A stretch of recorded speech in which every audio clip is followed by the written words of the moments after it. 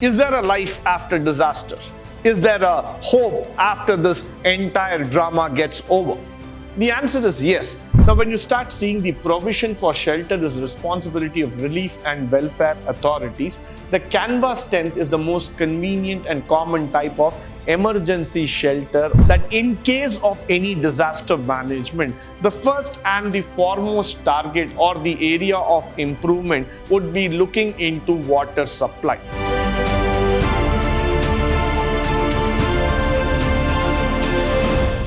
Good morning and welcome to the second session of Unit 4 in Disaster Management, and we are going to talk about the components of disaster relief altogether. Now, there are many components, many factors that are involved when we are talking about a relief factor.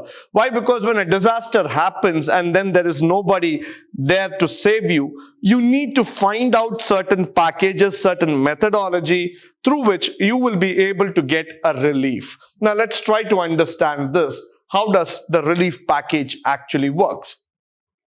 During the first few hours or sometimes days after disaster, the immediate task is to search for and rescue people who are old, who are injured and disabled, and for any other reason unable to escape from dangerous positions. Now look at the situation altogether.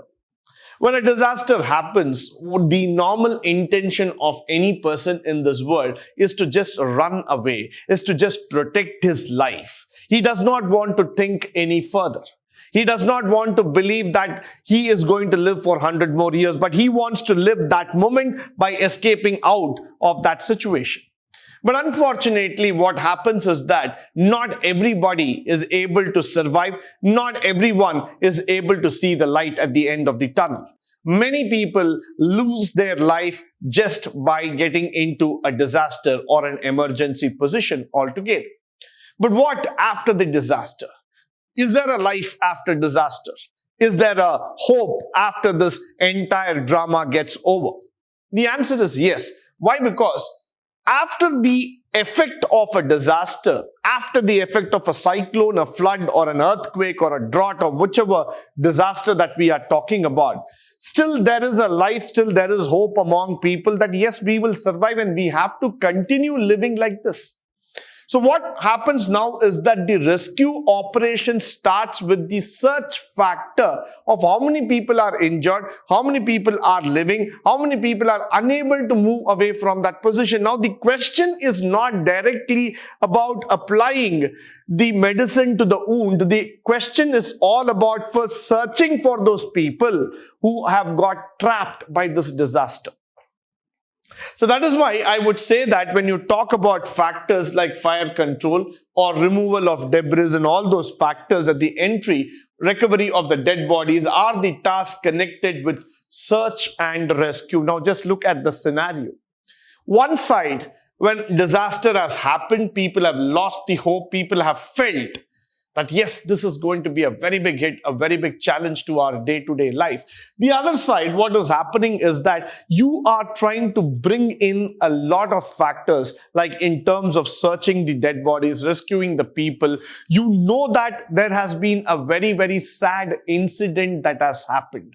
You know that there is going to be a factor of challenge that has happened. You know that you are physically unable to move out of that particular situation. But still, you need to take on the challenge. You need to go further, help those people who have been stuck under this massive attack, under this massive disaster. So that's where, the rescue team comes into picture. They want to save the life of people. They want to save every situation as far as possible. The situation may demand that the sanitation personnel might take place in such activities, though usually the rescue work is handled by fire brigade, police, army. The rescue and evacuation often takes place simultaneously, and this demands intensive efforts. And this is where I would like to talk about for a while, where I say that when we talk about the situation, questions of hygiene, sanitation, rescue work, everything is a very big challenge, because you are not just going to take people out and leave things there. There's going to be a lot of dead bodies. There's going to be a lot of smell. There is going to be a lot of dirt and other materials that have got collected over a period of time. How are we going to get the city back to a normal life? And this is going to be a very big question in the mind of people. So every single rescue team, every single person who's involved in this activity is going to take its own effort. He's going to understand the situation even more closer before even he starts getting into the evacuation process. So there's a lot of intensive effort that starts coming into picture. Now, for example, there was a huge flood that happened in the city of Chennai 2 years back. Now, during that time, what happened is that the entire city got completely clogged and with the water, and it was completely surrounded. People were just left helpless. They didn't know how to come out of the situation. But then what happened is that the local people gathered strength with the NDRF all together, and they started forming a team. They started forming a way of removing people from that situation. Because of that massive flood, hundreds and thousands of people had to lose their houses, and many people even lost their life, valuables, and so many other factors. But then that was life all about. That was a hardship. That was a situation which nobody could have ever dreamt of or realized in their day-to-day life. Now, nobody wakes up in the morning with this dream or with this fact that, today there's going to be an earthquake or tomorrow there is going to be a volcano. But then when it happens, you don't have an answer to it. You don't have an immediate solution by which you can evacuate people, you can rescue people and say that things are done as fast as possible. What is really needed is this word called as intensive effort.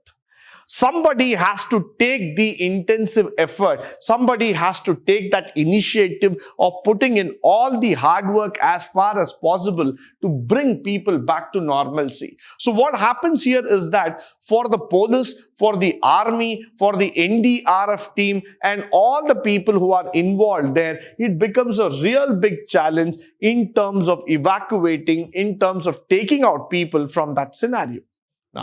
The next one is shelter. Now, once you have evacuated a person from a particular zone, where are you going to make him stay? So the question of shelter becomes a very, very important factor.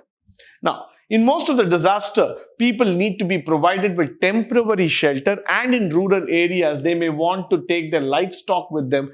Provision for that also must be felt with the resulting sanitation problems. Now, what is happening here is that, especially in the rural belt, moment people lose their house, their valuables, or their livestock, or probably the assets altogether, you need to create a temporary situation, a temporary place where they can go and stay for some days or for some weeks altogether. But moment you talk about human beings alone, with them they also need to take their livestock. With them they also want to see that their livestock are being taken, they have also been taken care of altogether.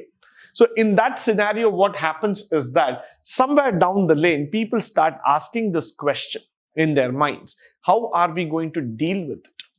How are we going to look into the sanitation problems? How are we going to look into the factors where we are able to take the situation, take the system all along? So that is where this becomes very, very important. That is where it becomes very, very interesting as well as challenging. People ask this question: if I want to stay with my livestock, I want to stay with my home, I want to stay with my kith and kin, where is that immediate shelter that is available for me? Followed by, there have also been occasions where the nearby unafflicted community or an undamaged part of the city has been a shelter for the grief-stricken people. Now, whether you call it as God's hand or a magic that has happened, every time when a disaster happens in any part of the city or village, there is one part which is particularly not touched, which means that particular area, that particular part of the city becomes a zone where people want to take shelter, where people want to go back and say that this is the zone where we want to stay and this is the zone where we want to take that shelter altogether. So that becomes a shelter zone. That becomes an area where people can go forward and take shelter. It might be a church, it might be a mosque, it might be a temple, or it might be a school altogether, but that's what people look into it in terms of taking shelter. Now that is very, very important. Why? Because now when you start seeing the provision for shelter is responsibility of relief and welfare authorities, the canvas tent is the most convenient and common type of emergency shelter altogether. Now if you start looking there, that is a most interesting factor that you need to learn over a period of time.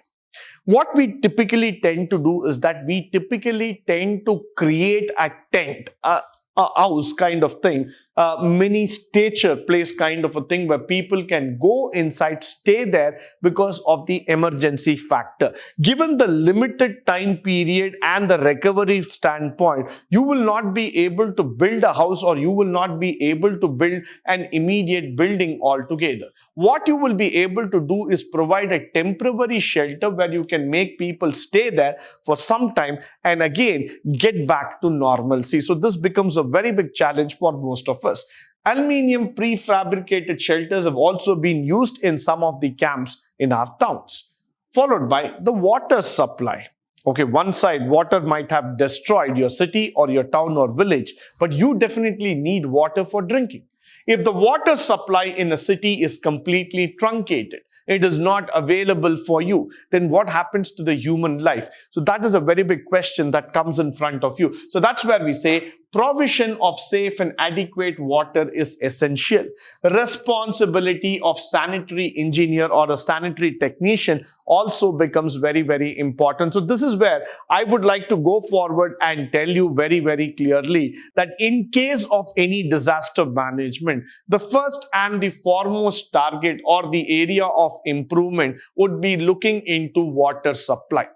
Would be a factor where people want to see that when the emergency work is going on, when the relief work is going on, water is readily accessible, it is made available.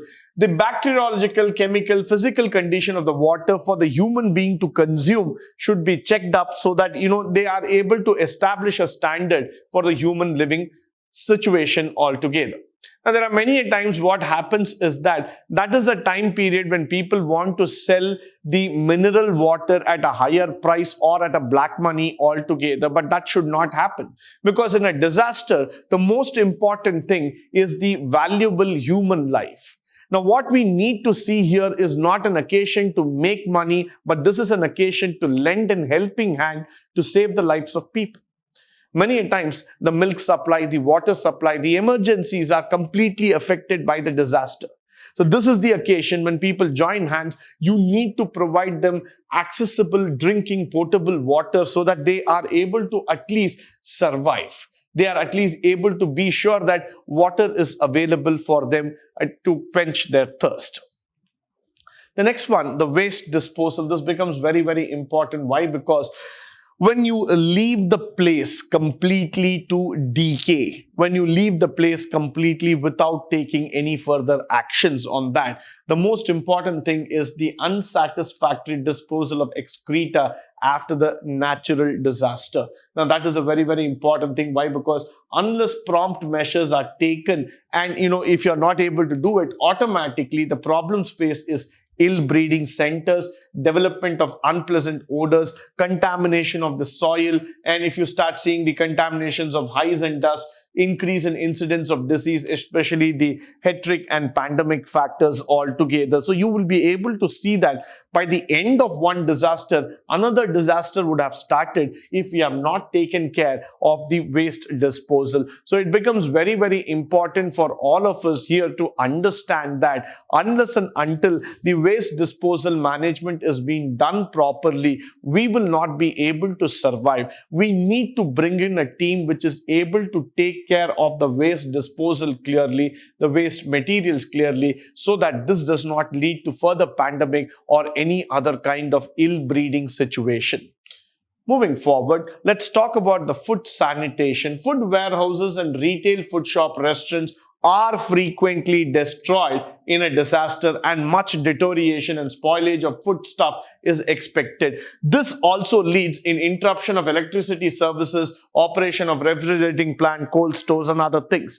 So when a disaster happens altogether, it is not going to pick and choose only a particular department. It is not going to do a pick and choose on particular area. It is just going to come and wash out as far as possible. So in that context, in that scenario, if we are going to lose a food warehouse, a retail shop, a grocery shop, a medical shop, the answer is yes. But then what happens is that the aftermath of a disaster, when we have to go for a relief work, the most important thing when we talk about food and water, followed by medicines, have to be there in order to protect the people, in order to take care of the people.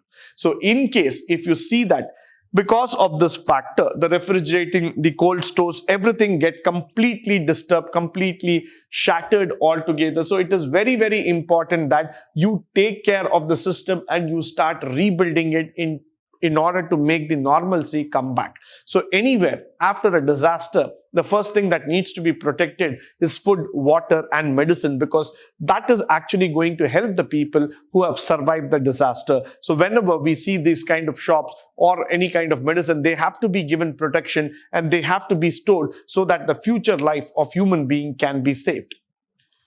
With this, I would like to come to the conclusion of this session. I hope and believe that this session was useful and resourceful in terms of giving you the content and the knowledge about disaster management relief factors.